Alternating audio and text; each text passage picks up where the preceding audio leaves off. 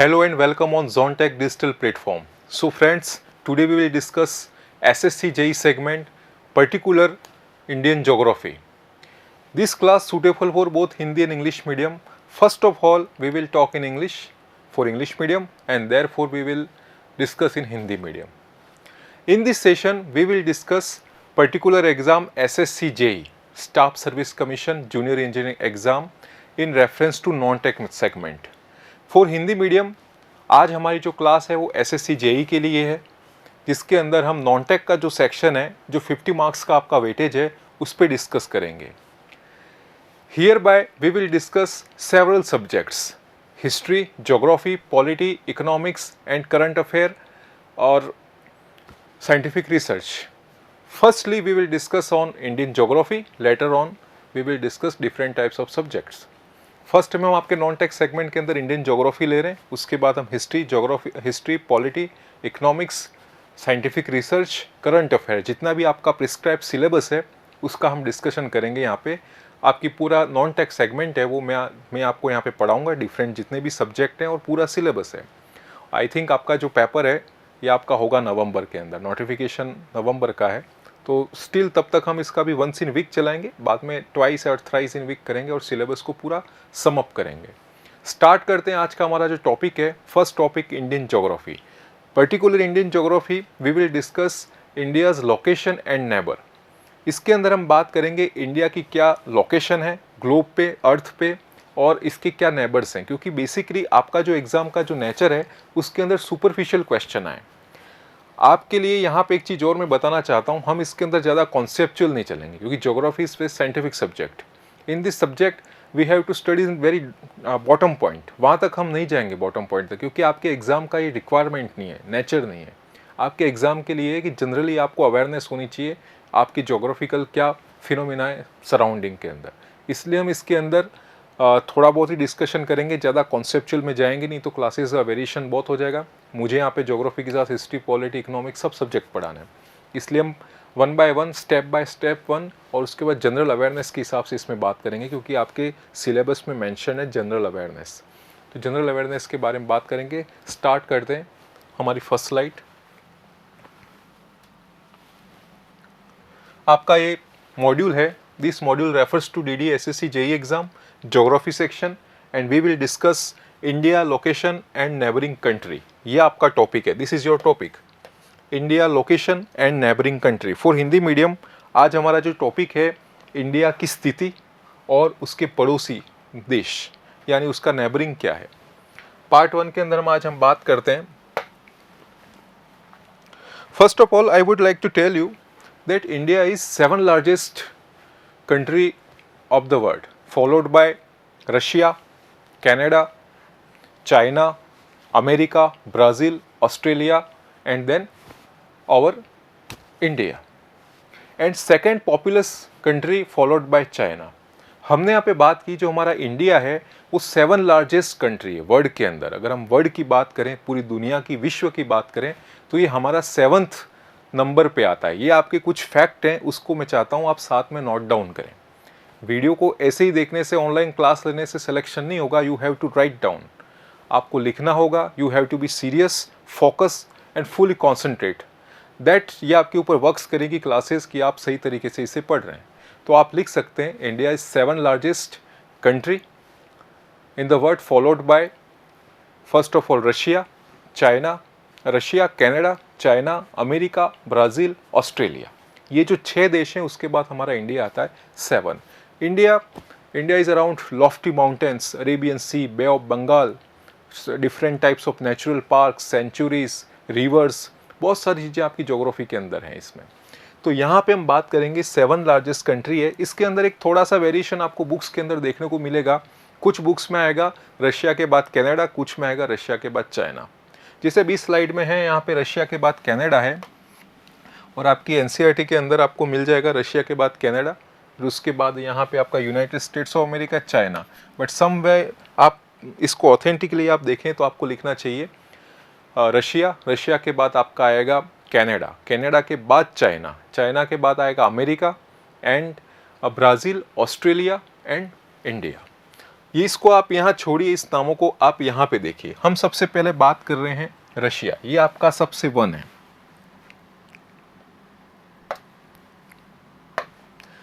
ये है आपका रशिया, आप मैप के अंदर देखिए, दैट इज रशिया। ये आपको जो येलो पॉइंट लग रहा है, ये रशिया क्षेत्रफल की दृष्टि से सबसे बड़ा देश है विश्व में। रशिया के बाद आप देखिए कनाडा, यहाँ का, और ये जो रीजन आता है आपका कनाडा का आता है। कनाडा के बाद आप देखिए चाइना वाला रीजन, जो हमारा इंडिया है उसके साइड में लगा हुआ है, दैट इज चाइना। चाइना के बाद अगर हम बात करते हैं तो यहाँ पे आपका आएगा अमेरिका। अमेरिका के बाद ब्राज़ील, ब्राज़ील आपका है इधर साउथ अमेरिका की तरफ, ये ब्राज़ील है। ब्राज़ील के बाद आपका है ऑस्ट्रेलिया, ये ऑस्ट्रेलिया। और उसके बाद हमारा है ये 7th नंबर का largest country in the world, 7वें नंबर पे हमारा इंडिया आता है, जो 7th लार्जेस्ट है। आपसे एग्ज़ाम के अंदर पूछ सकते हैं असेंडिंग डिसेंडिंग, आरोही अवरोही क्रम के अंदर जमाना 7 अलग अलग, 7 तो आपके पूछेंगे नहीं, कोई बीच के अंदर 1 to 4 में, या 4 to 7 या 3 to 7, इस तरीके से सीरीज देख के आपको प्लस माइनस पूछा जा सकता है। But it's very basic question, you have to remember this. Second things,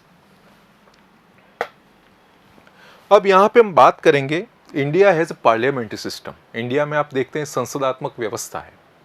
there are 28 state and 8 UTs.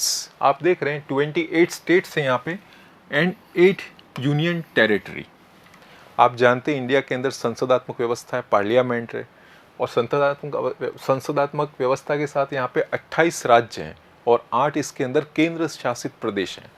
इसको कहा जाता है राज्य, और ये है आपके 8 यूनियन टेरिटरीज या केंद्र शासित प्रदेश। यानी इसका जो कंट्रोल होता है वो सेंटर के पास होता है, राष्ट्रपति इसके थ्रू होते हैं। और जो स्टेट हैं वो आप स्टेट जानते हैं 28 स्टेट। बट आपके एग्ज़ाम के लिहाज से ये ज़्यादा इंपॉर्टेंट है, इसके अंदर थोड़ा सा अमेंडमेंट हुआ है, ये आपको समझना है। पहले तो 29 राज्य थे, आपने देखा होगा 29, बट आप देखिए ऑन अगस्त 5 अगस्त 2019, ये वो डेट है 5 अगस्त 2019 की, जिस दिन गवर्नमेंट डिसॉल्व किया था। आपको पता होगा आर्टिकल 370, आई थिंक आर्टिकल 370 बहुत बर्निंग इशू था। तो आप देखिए जो आर्टिकल 370 उस समय डिसॉल्व हुआ था, और उसके बाद जो जम्मू कश्मीर है उसको बाइफरकेट कर दिया था। जम्मू कश्मीर को बाइफरकेट करके आप देख सकते हैं, एक तो बना था टेरिटरी, 2 टेरिटरी बना दी, जम्मू कश्मीर एंड लद्दाख।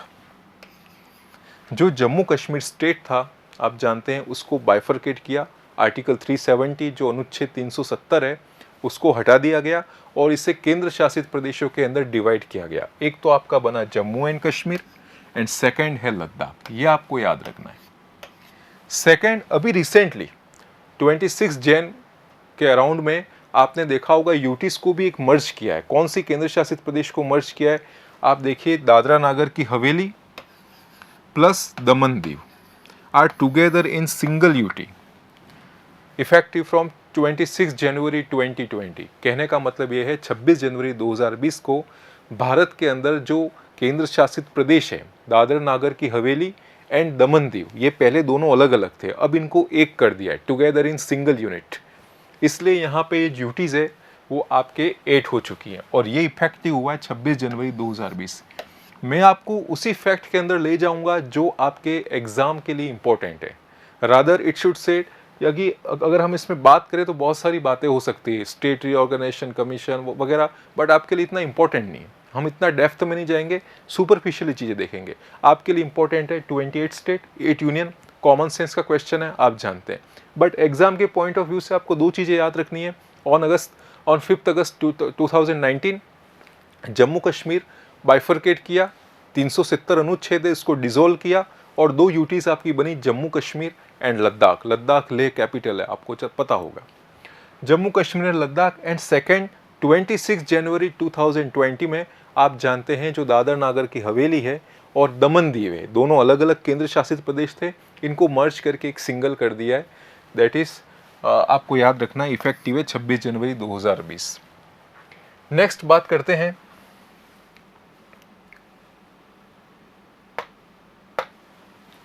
अब हम आते हैं इंडिया पे, कि बेसिक इंडिया स्टार्ट कैसे होता है। आप देख रहे हैं स्लाइड पे ये मैप है, ये हमारा इंडिया है, विविधताओं में एकता, डाइवर्सिफिकेशन। आपने देखा होगा ये आपका इंडिया है, north, south, east and west. इससे आपको पता होगा डिफरेंट टाइप के स्टेट हैं और इसके अंदर यूटीज़ हैं। अब मैं चाहता हूँ आपको कि आप कोई भी एक मैप बुक लें, ऑक्सफोर्ड या कोई भी ज्योग्राफी अगर आप पढ़ रहे हैं without map it's not possible. आपको एक मैप बुक लीजिए कोई भी, और मैप बुक के अंदर अगर आपसे एग्जाम से कभी कभी ऐसा भी पूछा गया है, मैंने प्रीवियस ईयर के क्वेश्चन देखे हैं कि कौन सा स्टेट किसके साथ बॉर्डर बनाता है, कभी कभी ऐसे क्वेश्चन पूछे गए।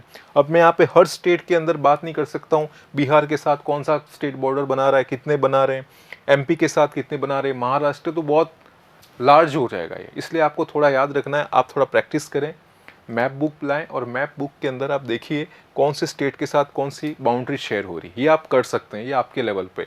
दूसरी बात करते हैं हम इंडिया के अंदर इसका एक्सटेंशन की बात करते हैं।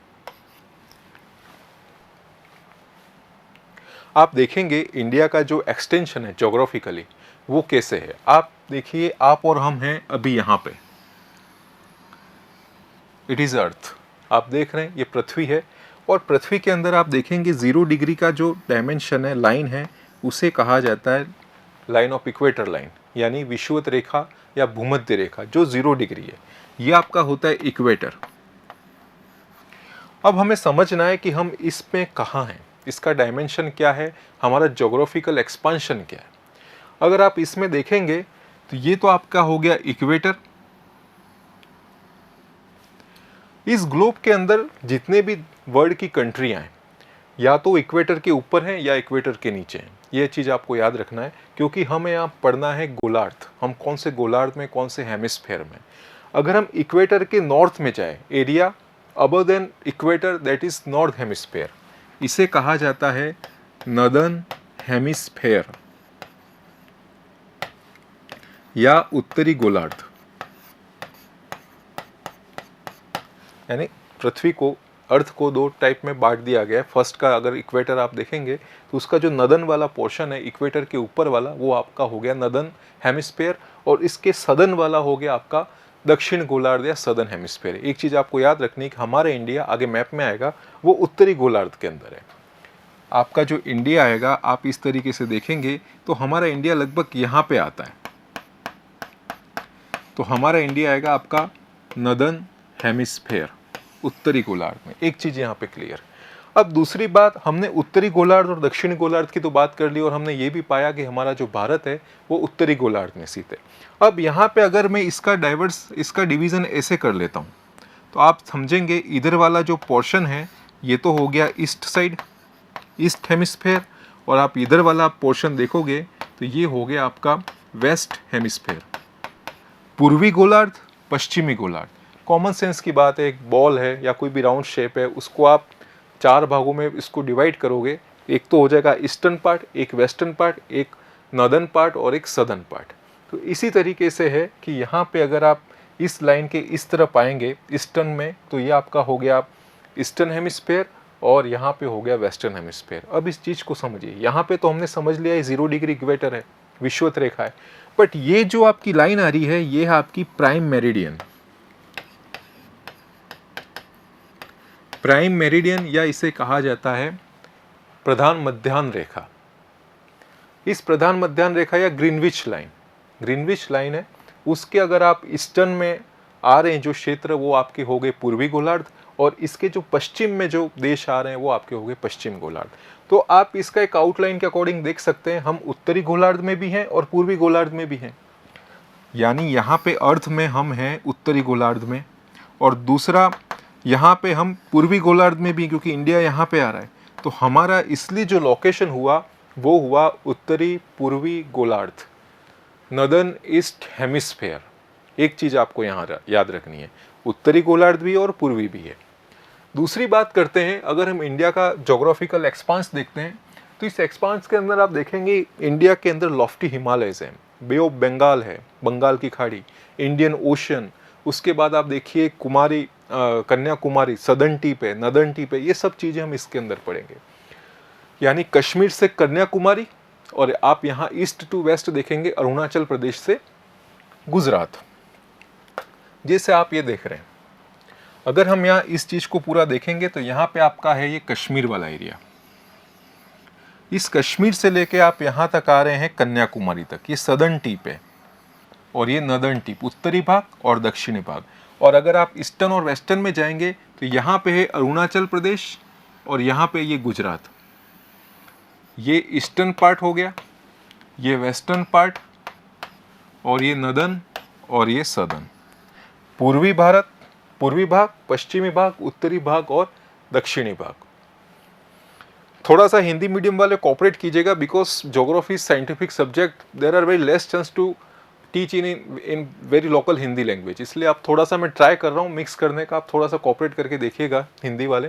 तो इसमें आपका ये उत्तरी क्षेत्र, दक्षिणी क्षेत्र, पूर्व और पश्चिम। अब आप उत्तरी क्षेत्र देख रहे हो, यहाँ पे एक पॉइंट आता है, हम आगे मैप में देखेंगे, इंदिरा कॉल। उसके बाद नीचे आएगा इंदिरा पॉइंट।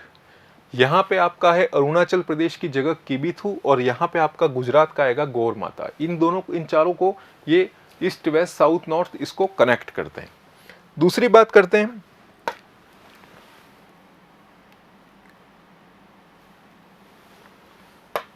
अगर आप सैटेलाइट के थ्रू हमारा इंडिया देखेंगे तो आपको इस तरीके से दिखेगा। ये आपका इंडिया है और ये वाला आप देखते हैं अरेबियन पेनिसुला है, अरेबियन प्रायद्वीप है, अरब प्रायद्वीप।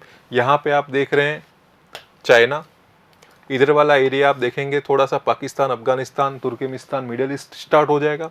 और यहाँ पे आप देखेंगे ये मंगोलिया वगैरह, चाइना उसका अपर रीजन और उसके ऊपर यूरोप आ जाता है। ये वाला जो पोर्शन है ये आपका है अरेबियन सी, अरब सागर।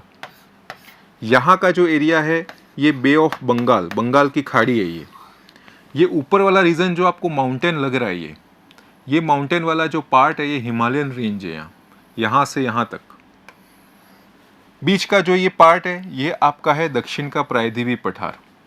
बीच के अंदर आपके आ जाएंगे मैदान और यहाँ पे आप देखिए ये हिल्स, यहाँ रेंज स्टार्ट होती है। इस तरीके से कुछ हमारा जो इंडिया है आपको मैप के अंदर इस तरीके से दिखता है। नेक्स्ट बात करते हैं हम इसका कि ये किस तरीके से आपके ग्लोब पे, अर्थ पे दिखता है, जिसका डिस्कशन हम पहले कर चुके हैं। यहाँ पे आप जो देख रहे हैं इंडिया, ये आपका वर्ल्ड मैप है। आप देखिए ये वर्ल्ड मैप है और ये अर्थ है, आपको क्लियरली दिख रहा होगा। इट इज़ वर्ल्ड मैप और it is earth.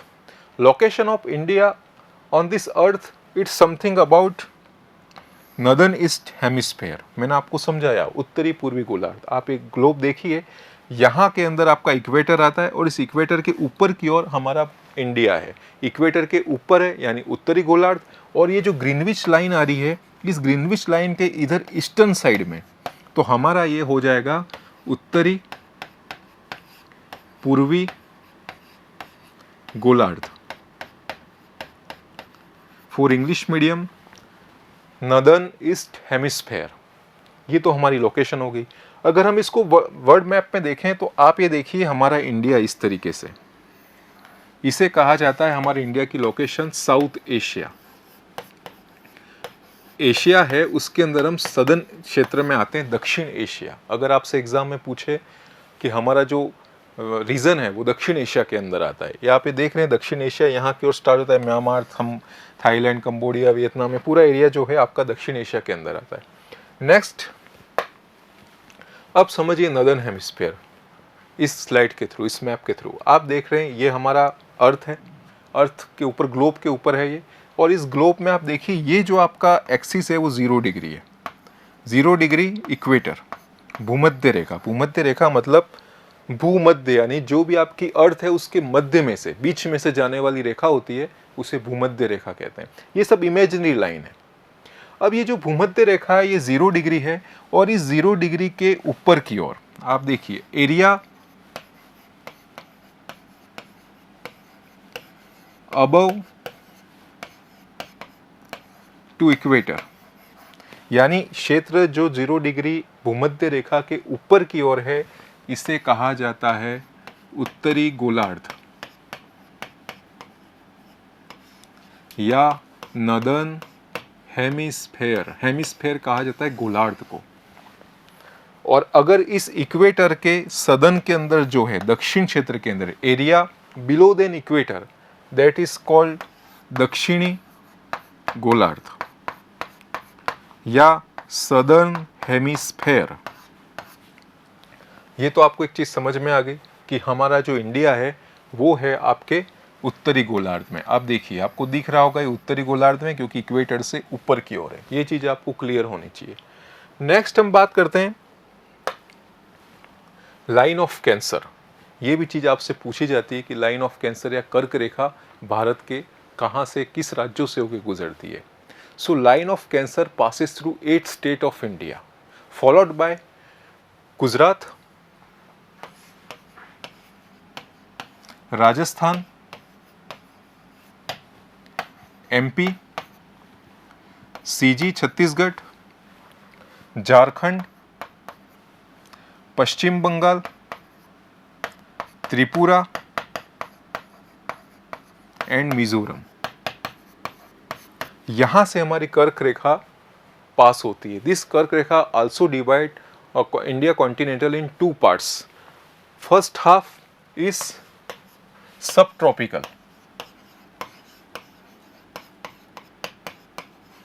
And southern part is tropical. मैंने आपको बताया कि जो कर्क रेखा है, ये कर्क रेखा भारत के 8 राज्यों से गुजरती है। कौन कौन से राज्य हैं? गुजरात है, राजस्थान, मध्य प्रदेश, छत्तीसगढ़, झारखंड, पश्चिम बंगाल, त्रिपुरा और मिजोरम। एग्जाम में आपसे एग्जामिनर इस तरीके से पूछ सकता है कि निम्नलिखित में से फॉलोइंग कौन से स्टेट हैं जिससे कर्क रेखा नहीं गुजरती है। तो उसमें आपको आइडेंटिफाई करना है कि ये जो 8 राज्य हैं इसमें से कर्क रेखा गुजरती है।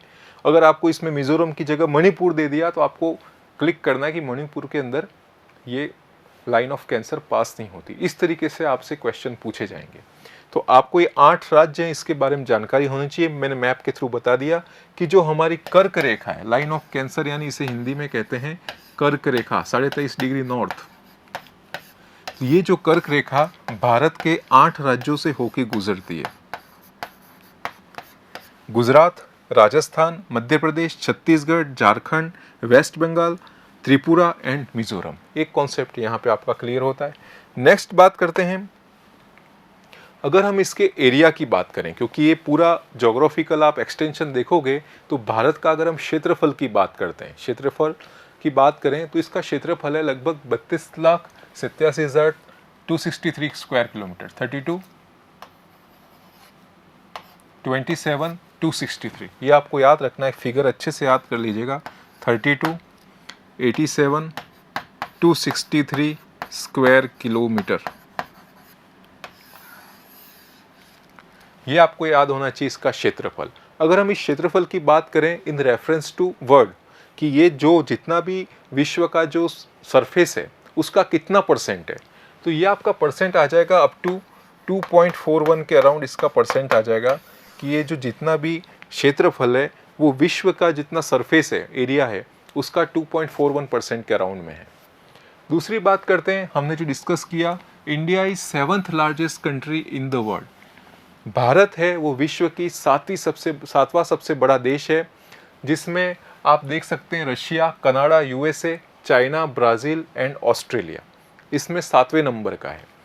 अगर हम बात करें, India accounts for 2.4% of the total surface area of world. मैंने आपको पहले बताया कि जो भारत का जो क्षेत्रफल है या भारत का एरिया है वो ऑल ओवर वर्ल्ड है, उसका 2.4% है। जो टोटल वर्ल्ड का जो सरफेस एरिया है उसका 2.4% है। आपको एक अप्रोच बताता हूँ ज्योग्राफिकल फैक्ट याद रखने का। जब भी मैं आपको पढ़ा रहा हूँ तो साथ में आप देखिए, आप टू द लाइन तो आप इसको नोट नहीं कर सकते, आप अलग अलग बॉक्स बनाइए। जैसे मैंने यहाँ पे लिखा है एरिया, एरिया में आप डायरेक्ट मेंशन कर दीजिए एरिया के आगे 32,87,263 एरिया कर दिया। इसमें आप लिख दीजिए परसेंटेज, परसेंटेज आपका हो गया 2.4%। तो एक तरीके से ये आपका एक डायग्राम की तरह हो गया, माइंड मैप हो गया कि हाँ इस तरीके से आप पढ़ सकते हैं। और ये आपके लिए जब इंपॉर्टेंट है बिकॉज आपका इसके अंदर मेंस नहीं है, डिस्क्रिप्टिव नहीं है, ओनली ऑप्शनल है। तो जब आप इसको रिवाइज करोगे तो आपको इसको रिवीजन करने में आपको काफ़ी ईजीनेस रहेगा। डायरेक्ट आपने देख लिया एरिया एंड परसेंट, ये आपका क्लियर हो गया। दूसरी बात करते हैं, अब इसकी फ्रंटियर की बात करें, लैंड फ्रंटियर। अब लैंड फ्रंटियर क्या है आप समझिए। जैसे हम इंडिया के मैप में चलते हैं,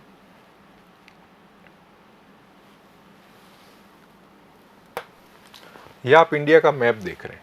अब हो क्या रहा है, यहाँ पे सीमाओं की बात हो रही है। आप जानते हैं भारत की सीमा स्थलीय भी है और जलीय भी है। यानी जो हमारा फ्रंटियर है वो लैंड फ्रंटियर भी है और उसके बाद वाटर फ्रंटियर या मेरीन फ्रंटियर भी है। इसका मतलब क्या है, जैसे आप ये इंडिया देख रहे हो, ये वाला जो एरिया आपका स्थलीय सीमा, जो स्थल के साथ सीमा बनाता है, लैंड बाउंड्री, जो लैंड बाउंड्री है इसे कहा जाता है स्थलीय सीमा। अब कहाँ तक बन रही है आप देखते जाइए, यहाँ से होते हुए बस यहाँ तक। उसके बाद तो यहाँ पे बंगाल की खाड़ी भी आ रही है और यहाँ पे अरब सागर भी आ रहा है। आपको समझ में आ रहा है, मैं आपको बता रहा हूँ स्थलीय सीमा, लैंड बाउंड्री। अब लैंड बाउंड्री कहाँ होगी, जो लैंड से कनेक्ट होगी, जहाँ पे लैंड है। लैंड आप देखिए यहाँ से स्टार्ट करके हम इस तरीके से आएंगे तो यहाँ तक आपकी लैंड बाउंड्री आती है। और हम अगर समुद्री सीमा या जली सीमा की बात करें, मरीन फ्रंटियर की बात करें, तो ये आपका यहाँ से स्टार्ट होता है जहाँ जल है। वाटर बॉडी कहाँ से आ रही है, जैसे अरब सागर है, अरब सागर से गुजरात आ रहा है, फिर महाराष्ट्र, फिर ये कर्नाटक, तमिलनाडु, केरल होते हुए आप ये पूरा जो एरिया है बंगाल की खाड़ी से यहाँ कलकत्ता तक, ये पूरा आपका आ जाता है एक तरीके से जलीय सीमा।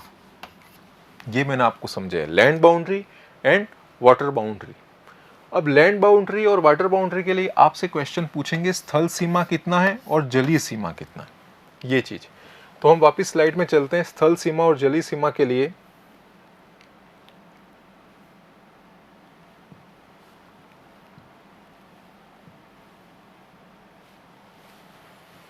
अगर हम लेंथ की बात करें, लैंड फ्रंटियर की,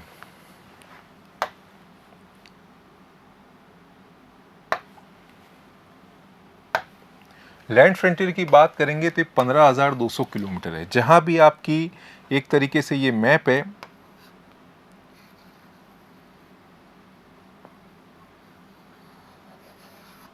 अगर आप यहाँ पे लैंड बाउंड्री देखेंगे तो ये कम से कम है आपका 15,200 किलोमीटर, 15,200 किलोमीटर। अगर हम यहाँ जैसे बे ऑफ बंगाल है, बंगाल की खाड़ी है और अरेबियन सी है, तो यहाँ की जो आप मरीन बाउंड्री या एक्वेटिक या जो भी वाटर बाउंड्री देखेंगे, इसके अंदर दो वेरिएशन है। एक तो जो आपकी जलीय सीमा है वो द्वीपों से रहित, आप देखेंगे अंडमान निकोबार, लक्षद्वीप, ये सभी चीज़ें भी इसमें आपको देखने को मिलेगी। अगर द्वीपों के सहित और द्वीपों के रहित दो चीज़ें हैं, अगर हम इसको आइलैंड को हटा देते हैं तो हमारी यहाँ पे हो जाएगी अप टू 6100 के अराउंड, 6100। और अगर हम इसके अंदर कोस्ट लाइन को ऐड कर लेते हैं इंक्लूडिंग अंडमान निकोबार, लक्षद्वीप, तो ये हो जाती है आपकी 7,516,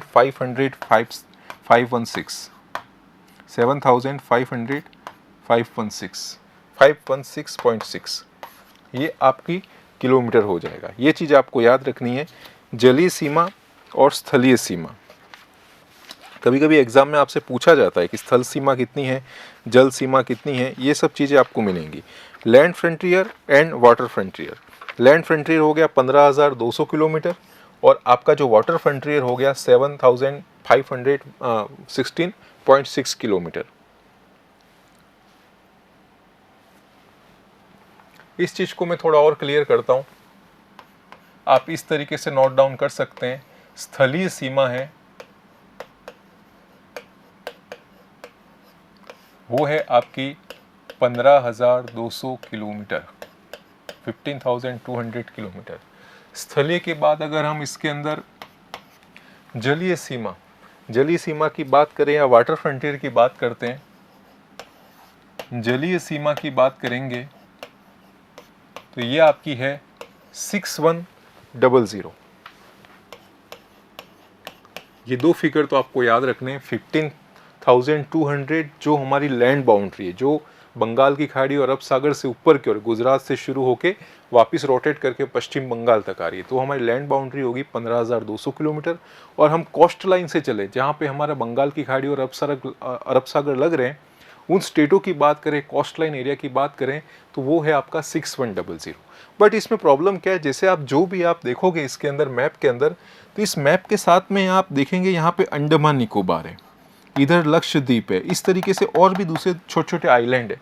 अगर इनकी भी कोस्ट लाइन इसको आप इंक्लूड करोगे तो ये फिगर हो जाएगा, अगर इसमें आइलैंड जोड़ देता हूँ मैं, द्वीप को जोड़ देने के बाद, अंडमान निकोबार सब लक्षद्वीप को जोड़ देने के बाद ये फिगर हो जाएगा 7516.6 किलोमीटर। बस ये चीज़ आपको याद रखना है, 15,200 किलोमीटर, 6100 और 7516.6 किलोमीटर। द्वीपों के सहित अगर अंडमान निकोबार लक्षद्वीप इन सबको जोड़ देंगे तो ये हो जाएगा आपका 7516.6 किलोमीटर। अगर इनको माइनस कर लेंगे तो ये हो जाएगा 6100। ये जलीय सीमा के अंदर दो फैक्ट याद रखने, जो लैंड फ्रंटियर है वो तो फिक्स है 15,200, उसके अंदर कोई वेरिएशन नहीं है। बट आपका जो जलीय है, एक्वेटिक है, जो मरीन है, उसमें आपको याद रखना है जहाँ पे हमारी कोस्ट लाइन आ रही है, आप देखेंगे यहाँ पे बंगाल की खाड़ी, अरब सागर और यहाँ बंगाल की खाड़ी, उन जो राज्यों को जोड़ने से हम देखते हैं तो यहाँ पे आपकी टोटल होगी 6100 किलोमीटर जलीय सीमा, द्वीपों से रहित। अगर द्वीपों को इसके अंदर इंक्लूड नहीं करते हैं, बट वी इंक्लूड आइलैंड, तो ये मेजर हो जाएगा आपका 7516.6 किलोमीटर। कभी कभी एग्जाम में ये भी पूछा जाता है कि टोटल सीमा कितनी, टोटल फ्रंटियर कितना है। अगर हम टोटल की बात करते हैं, तो आप जोड़ दीजिए, जो भी आपका लैंड फ्रंटियर है और वाटर फ्रंटियर है इसको जोड़ दीजिए। लैंड फ्रंटियर कितना है 15,200 और जो वाटर फ्रंटियर है वो आपका 7516। अगर आप इन दोनों को प्लस करोगे आप, तो आपका ये प्लस होके निकलेगा लगभग 22,716। ये आपका डेटा आएगा 22,716.6 किलोमीटर। ये आपको याद रखना है, 20,716.6 किलोमीटर। ये आपका total frontier included land frontier and water frontier. अगर जलीय सीमा और स्थलीय सीमा को दोनों को जोड़ लेंगे तो हमारा बनेगा 22,716.6 किलोमीटर। सिर्फ लैंड बाउंड्री की बात करेंगे, स्थलीय सीमा की बात करेंगे 15,200 किलोमीटर। केवल हम जलीय सीमा की बात करेंगे तो 6,100 किलोमीटर। अगर हम द्वीपों के सहित जलीय सीमा की बात करेंगे तो 7,516.6 किलोमीटर।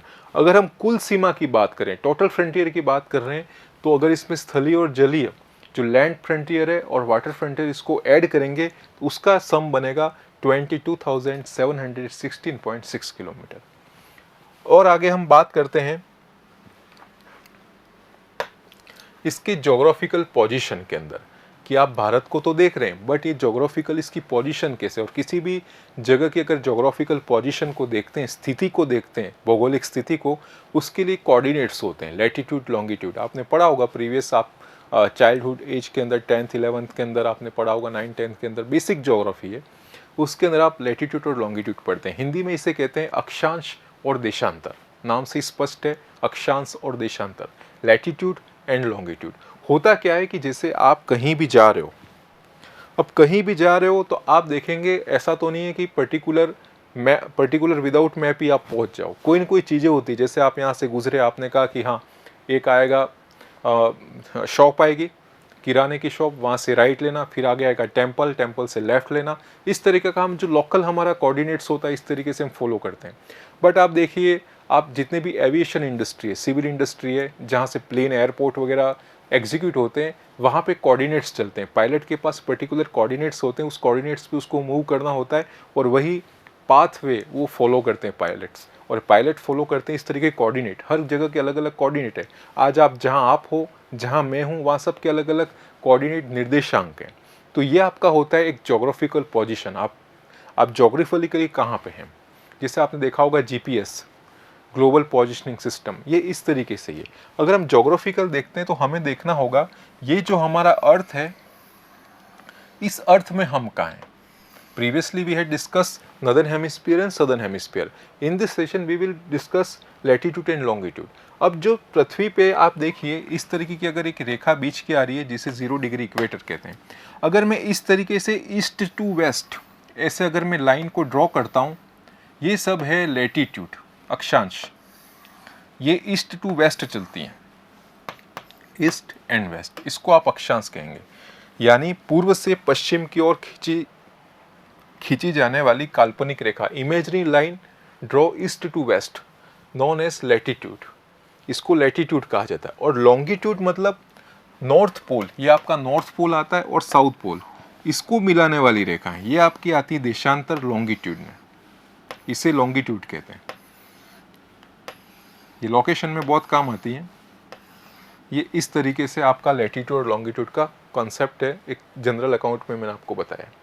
अब क्या होता है कि हम इसको इंडिया को देखेंगे तो अब इस ग्रिड आपको जो दिख रहा है, इस ग्रिड में हमारा इंडिया का है, तो हम ऐसे जनरली मानते हैं कि हम अभी जैसे हमने पढ़ा, हमारा जो इंडिया है वो इंडिया नदर्न ईस्टर्न हेमिस्फेयर में है, उत्तरी पूर्वी गोलार्ध के अंदर है। बट कहाँ है उत्तरी पूर्वी गोलार्ध में? ऐसा तो आप देख नहीं सकते उत्तरी पूर्वी गोलार्ध यहाँ भी है या यहाँ भी है, यहाँ भी है, किस जगह है? इसके लिए यहाँ पे कोऑर्डिनेट्स आते हैं लैटिट्यूड और लॉन्गिट्यूड, अक्षांशीय एवं देशांतरीय विस्तार। अब अक्षांशीय विस्तार के अंदर देखेंगे कि ये जो हमारा इंडिया है वो 8 डिग्री 4 मिनट नॉर्थ, ये आपको डिजिट याद रखना है, 8 डिग्री 4 मिनट नॉर्थ से लेके 37 डिग्री 6 मिनट 37 डिग्री 6 मिनट ये नॉर्थ तक इसका अक्षांशीय विस्तार है। इसे कहा जाता है अक्षांशीय विस्तार, लैटिट्यूड एक्सपेंशन। ये आपको मिलेगा 8 डिग्री 4 मिनट से, और यहाँ पे है 37 डिग्री पॉइंट 6, यहाँ पे आपको मिलेगा, ये आपका है लैटिट्यूड या अक्षांशीय विस्तार। देखिए ये जो लाइनिंग है वो इस तरीके से चल रही है। आप इमेजिन कीजिए ये हमारा जो इंडिया है अभी ये मैप में है, ग्लोब में है, ग्लोब में हम इस तरीके से लाइन चल रही है, 8 डिग्री फिर 9 डिग्री चलेगा, 10 डिग्री चलेगा, ऐसे ऐसे करते हुए कंप्लीट 37 डिग्री यहाँ तक जो हमारा ये जम्मू कश्मीर का पॉइंट है नदन, और इस सदन हमारा कन्याकुमारी का पॉइंट है, यहाँ से गुजर रही अक्षांश रेखा है 8 डिग्री 4 मिनट उत्तरी अक्षांश, और 37 डिग्री 6 मिनट आपका है उत्तरी अक्षांश। यहाँ तक ये चल रहा है आपका एक्सटेंशन लैटिट्यूड का। अगर हम इसका नदन सदन देखें या देशांतर या लॉन्गिट्यूडनल देखें, तो लॉन्गिट्यूडनल मैंने आपको बताया कि लॉन्गिट्यूडनल होता है नॉर्थ से साउथ। जैसे आप ये जो रेखाएं आ रही हैं ये लॉन्गिट्यूडनल है, नॉर्थ से साउथ की ओर। तो आप यहाँ भी देखिए, यहाँ नॉर्थ से साउथ में कौन सी रेखाएं आ रही हैं? नॉर्थ और साउथ में आप देखेंगे यहाँ पे है आपका ईस्टर्न पॉइंट, और यहाँ पे आपका है वेस्टर्न पॉइंट। ये आपका अरुणाचल प्रदेश वाला एरिया आता है, और यहाँ पे आपका गुजरात वाला एरिया आता है।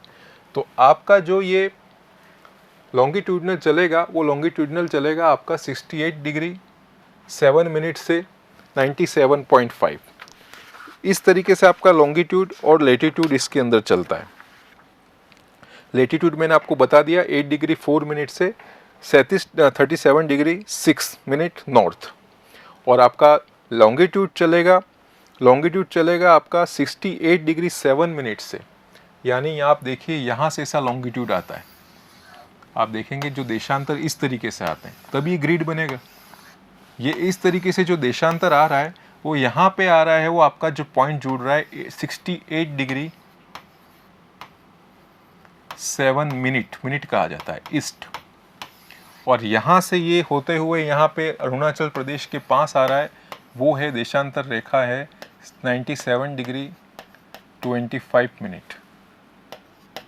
यह आपका है extension geographical position regarding latitude and longitude. Latitude मैंने आपको बताया अक्षांश, लॉन्गिट्यूड मतलब देशांतर। एक जनरल चीज़, अक्षांश मतलब आड़ी रेखाएं जिसे कह सकते हैं, जिससे इस तरीके से ईस्ट टू वेस्ट चल रही हैं इमेजरी लाइन, और देशांतर मतलब उत्तरी ध्रुव से दक्षिणी ध्रुव, नॉर्थ से साउथ तक को जो मिलाने वाली रेखाएं वो देशांतर रेखाएं। It's all about imagery line which draw on globe.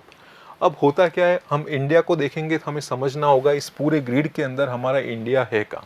India के लिए हम देखेंगे कि यहाँ पे सदर्न पॉइंट आ रहा है कन्याकुमारी वाला, वहाँ से हमारी एक लाइन गुजरती है अक्षांश 8 डिग्री 4 मिनट उत्तरी अक्षांश, यहाँ से लेके हम 37 डिग्री 6 मिनट उत्तरी अक्षांश तक है। हमारा जो इंडिया है इन लाइनों के बीच में, ये बीच वाली लाइन आप भूल जाओ, ये जो लाइन है इसके बीच के अंदर हमारा इंडिया है, और ये तो हमारा अक्षांश ही हो गया। अगर हम देशांतर की बात कर रहे हैं तो ये 68 डिग्री 7 मिनट ईस्ट से लेके 97 डिग्री 25 ईस्ट तक हमारा यहाँ पे ये आपको मिलेगा देशांतर। ये इस तरीके से हमारी ज्योग्राफिकल पोजीशन है। नेक्स्ट बात करते हैं शेप एंड साइज, अगर हम इसका आकार और विस्तार देखते हैं, आकृति देखें, तो इसका जो भारत का आप ऐसा शेप देखेंगे वो एक तरीके से चतुष्कोण होता है। हिंदी में आप कह सकते हैं चतुष्कोण या क्वाड्रेंगुलर।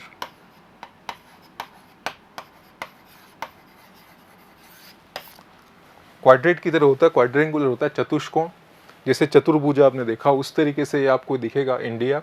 अब इसके अंदर आपको याद रखना है, जैसे मैंने आपको बताया, ये इस तरीके से आपकी अक्षांश रेखाएं और ये ऊपर से जो आ रही है आप मैप में देख रहे हो सब देशांतर रेखाएं। ठीक है, अक्षांश रेखा में मैंने बताया ये 8 डिग्री 4 मिनट, यहाँ एक ही रेखा आ रही है उत्तरी अक्षांश की 8 डिग्री 4 मिनट, देखिए इस तरीके से टच होके निकल रही है। उसके बाद 8 के बाद ये 12 आ रही है, फिर 16 है, 20 है, 30 है, फिर 33.5 डिग्री हमारा कर्क रेखा आ रही है, इस तरीके से 36 डिग्री, और यहाँ लास्ट में यहाँ से हमारी जो आ रही है वो 37.6, ये हमारा एक्सटेंशन है अक्षांशीय विस्तार 8 डिग्री 4 मिनट से लेके 37 डिग्री 6 मिनट तक। देशांतरी विस्तार मैंने आपको बताया जो नॉर्थ से साउथ की आ रही है, जैसे ये 68.7 से लेके 97.25, ये आपका हो गया देशांतरी विस्तार। अब हम बात कर रहे हैं शेप की इसकी आकृति चतुष्कोण, और आपको एग्जाम के लिए आपको ये इंपॉर्टेंट है कि नॉर्थ से साउथ के बीच में डिस्टेंस कितना है और ईस्ट से वेस्ट के बीच में डिस्टेंस कितना है। किलोमीटर आपसे पूछे जाते हैं, उत्तर से दक्षिण तक की लंबाई, पूर्व से पश्चिम तक की लंबाई। अगर हम उत्तर से दक्षिण तक की लंबाई देखते हैं तो ये नॉर्थ टू साउथ, यानी कश्मीर से लेकर आप कन्याकुमारी तक चलोगे तो ये आपका लगभग पड़ जाता है 3214 किलोमीटर।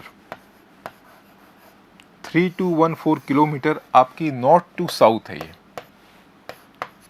लंबाई। जैसे आप यहाँ कश्मीर से लेकर कन्याकुमारी तक आप डिस्टेंस मेजर करोगे, ये 3214 किलोमीटर है। अगर हम यहाँ बात करते हैं अरुणाचल प्रदेश से गुजरात तक की, अरुणाचल प्रदेश की यहाँ एक जगह आती है कीबीथू, इस कीबीथू से आप गुजरात के अंदर जाओगे, गौर माता करके है, गौर मोता, या तो यहाँ तक आपका जो डिस्टेंस आएगा, ये डिस्टेंस आएगा ईस्ट टू वेस्ट 2933, ये किलोमीटर आएगा 2933 kilometre east to west, Arunachal Pradesh to Gujarat.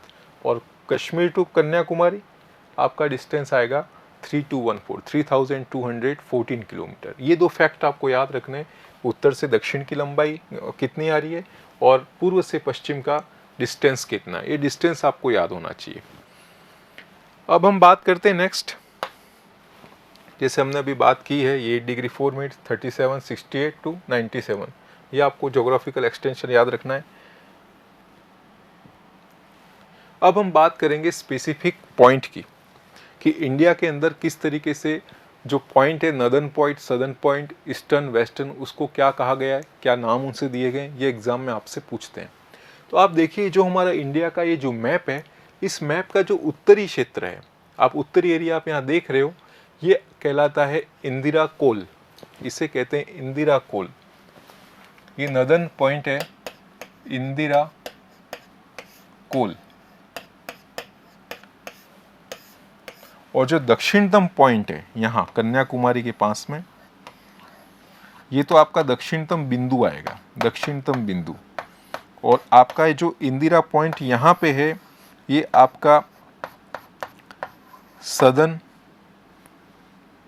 Point है, ये इंदिरा पॉइंट यहाँ की ओर, इसे इंदिरा पॉइंट और इंदिरा कोल, दो चीज़ें आपको याद रखनी है। इंदिरा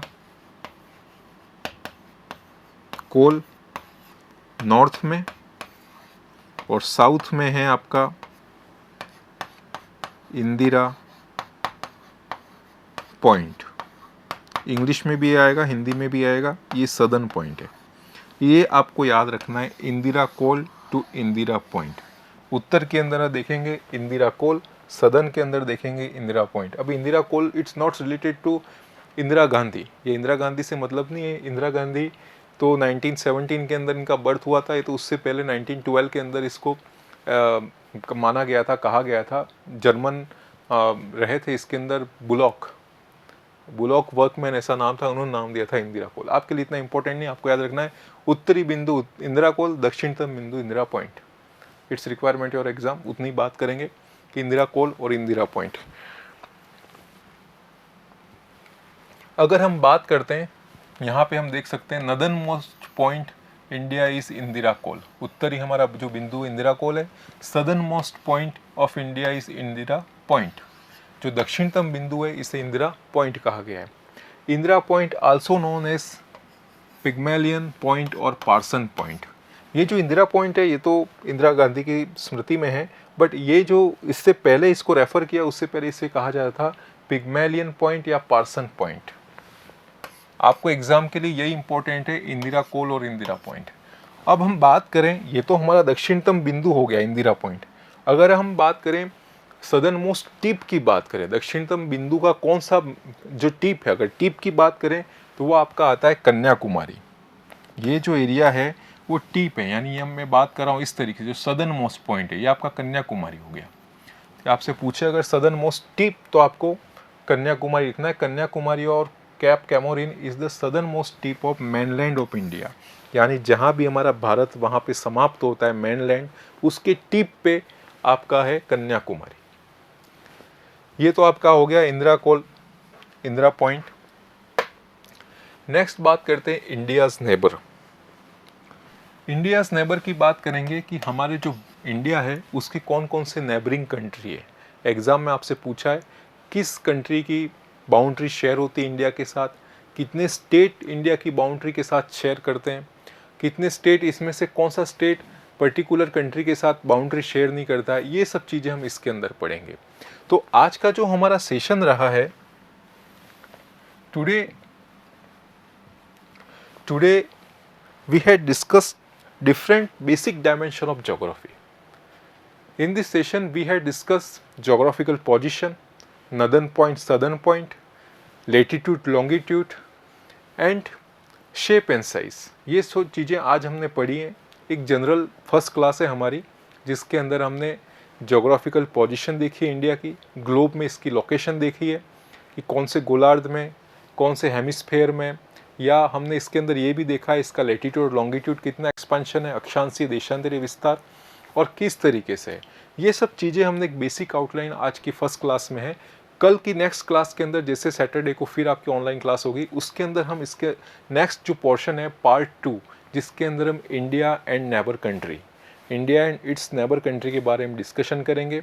इस इंडिया के साथ कौन सी कंट्री है वो बॉर्डर्स बनाती है, उन बॉर्डर्स का नाम क्या है, कितने किलोमीटर्स के बॉर्डर्स हैं, कौन सी कंट्री का बॉर्डर सबसे ज़्यादा लगता है, कौन सी का बॉर्डर सबसे कम लगता है। उसके बाद डिफरेंट कंट्री को बॉर्डर के अकॉर्डिंग असेंडिंग डिसेंडिंग आपको इसमें मैनेज करना होगा, ये समझना होगा। दूसरा हम समझेंगे कि ये जो कंट्रीज़ हैं इसकी पर्टिकुलर बॉर्डर लाइन का नाम क्या है, किसने इसको रखा था, वैसे डिफरेंट डायमेंशंस हैं, उसको हम नेक्स्ट क्लास के अंदर कवर करेंगे। सो फ्रेंड्स, आज का सेशन यहाँ पे ख़त्म होता है और नेक्स्ट हमारा सेशन होगा जिसमें हम इस क्लास को कंटिन्यू करेंगे in as a Indian geography part 2। Okay, thank you, best of luck, work hard.